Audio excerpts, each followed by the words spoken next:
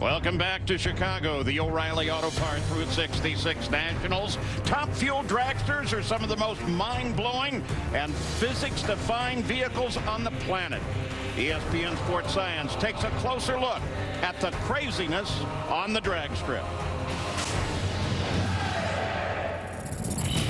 To better understand how top fuel dragsters cover 1,000 feet in less than 4 seconds, we'll start with the engine.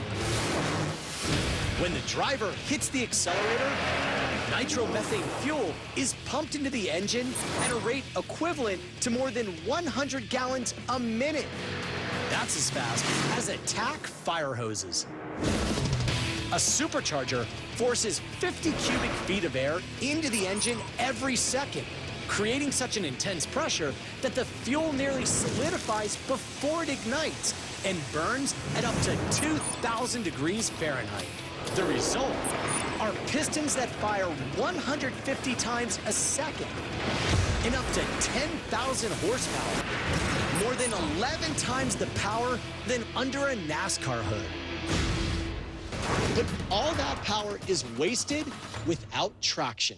The massive 17.5-inch wide racing slicks are made from a special blend of adhesive rubber that generates over 6 times more friction than an average tire.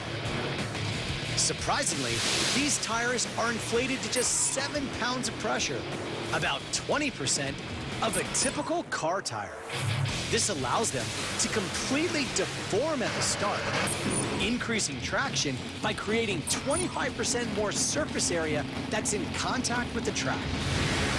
The transformation of the tire also stores up potential energy, helping the cars accelerate to 100 miles per hour in about 0.8 of a second. That's acceleration twice as fast as a fighter jet taking off from an aircraft carrier.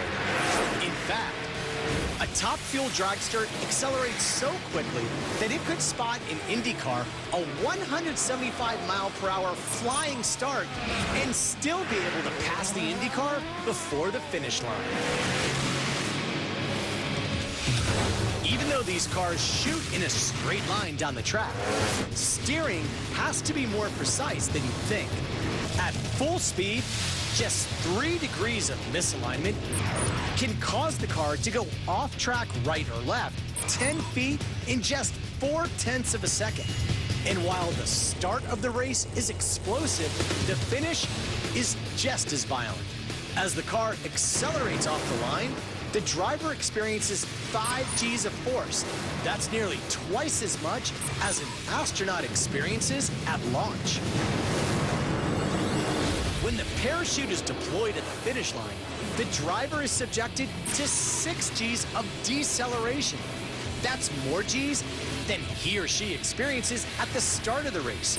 For a typical 170-pound driver, that's a force of over 1,000 pounds.